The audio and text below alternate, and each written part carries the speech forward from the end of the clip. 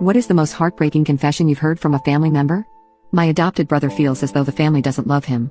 My parents have 5 kids including my adopted brother, John. John was adopted when his biological parents, who were close friends with our parents, died when he was a few months old.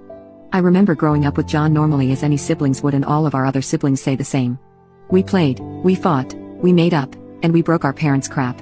However, the past 5 years have been somewhat strange. At first we thought it was just John being John, but now after I've spoken with him, we discovered it was more than we thought. First off, John left the day he turned 18, which was a surprise because he had good grades and everyone assumed he'd go to college like the rest of us. He graduated from high school 1 semester early and left the house on his 18th birthday. He had earned money doing chore work for our dad and uncles, had bought his own car and apparently saved enough to get an apartment. It was weird and my parents were sad, but more than that they were proud and happy for him. Dad offered John money to help him start out life on his own, but John refused and said he'd be fine. My parents were insanely proud of John. They're not typically the brag on my kid kind of people, but they were telling everyone how independent, responsible, mature and fearless John was. Now it's important to note that us siblings were always fairly close. I cried the first night John was gone. I wanted my dad to figure out a way to make him come back because I was scared he would die or something. So when the communication was suddenly almost nothing, it was weird and we missed him. Our parents would just say that he was busy working and taking care of himself, and that when he'd settled and figured things out, he'd be back to his normal self. It never happened though, and he also stopped really talking to them. He'd talk to us around birthdays and holidays, but even then it was strange. He would try to meet up with siblings for dinner or drinks on birthdays, always visits our parents very quickly on their birthdays and Mother's or Father's Day, and on Thanksgiving and Christmas, he is in and out. For example, our older brother was the only one there when John was there for our mom's most recent birthday. He said John was very clinical and that it felt more like a soldier was paying respect to a commanding officer than anyone visiting their parents. One thing about this that stood out was that John talked to our mom, dad and brother about a lot going on in his life. Apparently he'd gotten a girlfriend, just got a dog and has a great new job in construction. No one knew any of this, and dad cracked a joke about how they were terrible parents because how could they not know anything about what was going on in one of their kids' lives. After John left, our mom looked sad. When our older brother asked her what was wrong, she said that it felt like John didn't want to be around her and that she missed him. So our older brother started a group chat with everyone but John to ask if any of us had noticed anything wrong with him. We all talked about how distant he'd been over the years, but never like this. At the end of it, we all arranged to meet up with John and try to talk to him to make sure everything was okay. It took some effort to get him to open up, but he finally did. What he said really rocked our family. He said, "I'm not their real son."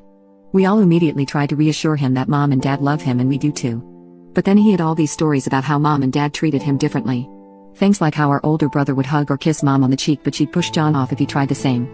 Dad would happily talk sports with anyone, but would be short with John. Our grandparents were never excited to see him, and aunts and uncles were not interested in him or his hobbies or what was going on at school.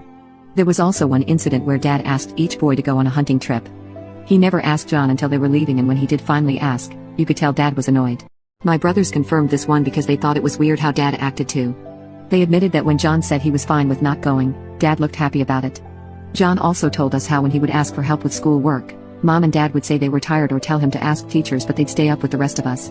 The most hurtful part for him was when our mom asked him if he had any improper feelings for any of us. You get the idea. There was a lot of stuff, and enough of us witnessed it that we don't think he was misremembering things or making them up. John wasn't bitter or angry about this. He said that he understood that they wouldn't be able to love him the same way they loved us, and that it would be inhuman of me to ask that of them. This broke my heart. He said he refused the money from Dad because he would have felt bad about using it on himself instead of his real children. He said he will always love them, respect them and be grateful for their sacrifices for raising him. However, it was too painful to be around them for too long because he knew they couldn't be what he wanted and that he couldn't be what they wanted. Our oldest sister was impassioned by this and told my parents about it. It was a mess. My mom cried and my dad punched a wall.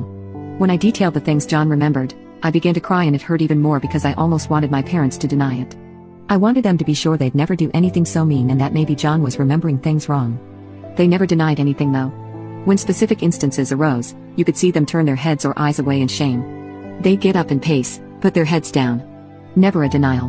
When I asked them, most times they'd say they didn't realize they were doing something or that they were too careless. They kept saying that there was no excuse for it.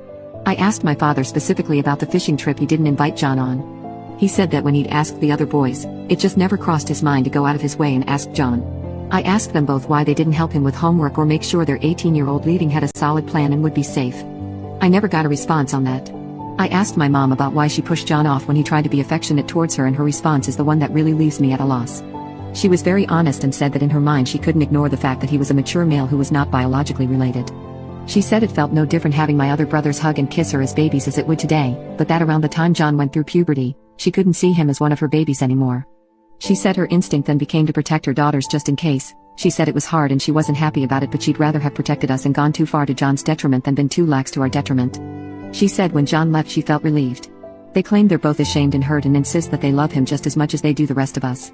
I doubt it now though. After talking with them I spoke with my older sister who was still very angry. Same with our other siblings. The rest of my siblings and I love him and want him back in our lives like before. We don't want to lose him. I reached out to John and it was a bittersweet conversation to have. We were both happy to be talking to each other. We still have our inside jokes and things like that and we can hang out like nothing ever happened. But when we spoke about re-establishing our old relationship, he said it would be difficult.